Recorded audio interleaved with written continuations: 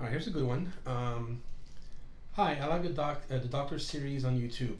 I'm doing hormone replacement therapy, and I was wondering if there's a natural way to block estrogen instead of taking an anastrozole, or at least a small dose of anastrozole necessary.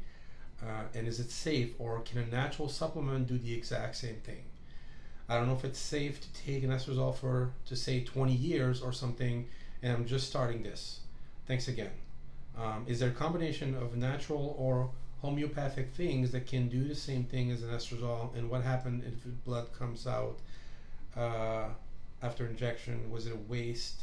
Blood comes out after injection. Was it a waste or oh oh? If you do a shot of testosterone, if the blood comes out after you do an injection, was it a waste and do you lose testosterone?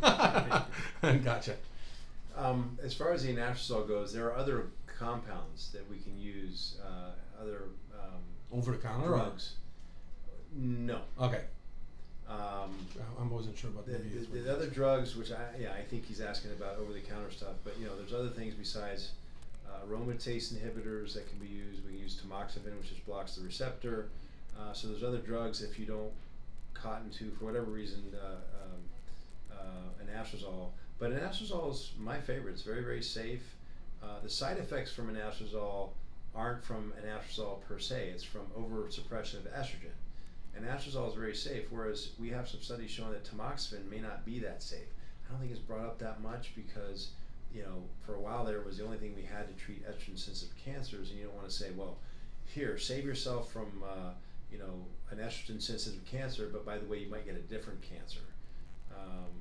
But tamoxifen is very, very cheap.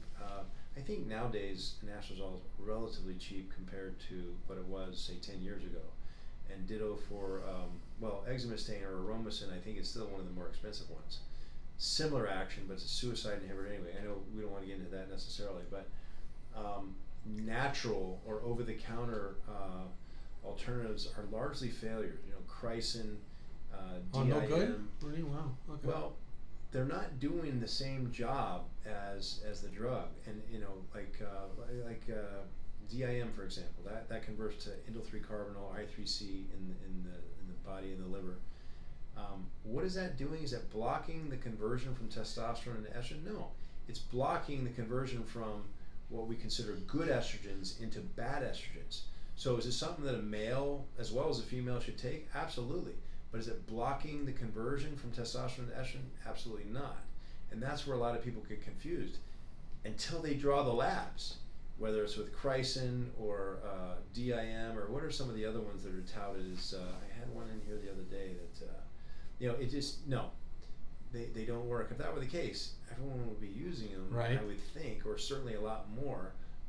Especially if they were cheaper, or people cotton to natural products much more so than drugs, just because of the thought of it being in nature or not. But no, I'm not aware of any ways, any herbal supplements or any other sort of supplementation that's over the counter that you can take. But, and I think we broached this a little bit earlier, you can reduce the spike in your testosterone to help you reduce the conversion.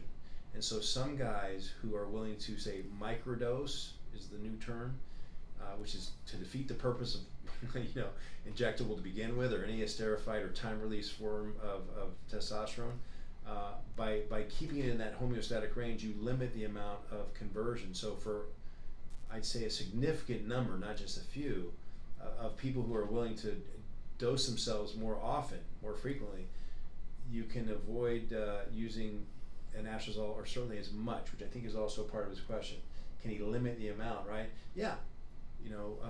Still get the same weekly amount of testosterone in your system, but dose yourself more frequently so you don't have those spikes, so that the body doesn't overreact, if you will, and produce more estrogen. So, as terms of the injection, that's frequent. I'm sure you get that a lot. And everyone goes, I mean, especially. Oh my God, I'm losing money. Yeah, there goes my precious testosterone. It actually works out to be just a very small drop. It seems like a lot, and the one way you could test it is you could take your syringe before you inject yourself, and squirt a little bit on your bum to see, or wherever you inject it. okay, what is that really? You know, how much did I really lose there? Oh, I know. that big glob or that stream of oil, it represents a very small amount of the of what's in the syringe and the dose. But one way you can try to avoid that is certainly avoid flexing. A lot of people don't realize flexing either when they're injecting or afterwards. Well, it There's hurts. a change in pressure. Well, absolutely, yeah, and you can bend needles that way. But if there's a change at all, then obviously the muscle shifts, whether it's when you first inject it or afterwards or whatever, and it can make for pressure that'll push some of the substance back out. Yeah. And just because there's blood obviously doesn't mean anything either. You just hit it could be capillary, small vein or whatever. But no, it's not a total waste, and don't do a do-over. It's probably immaterial. Yeah. All right. Thanks, Doc.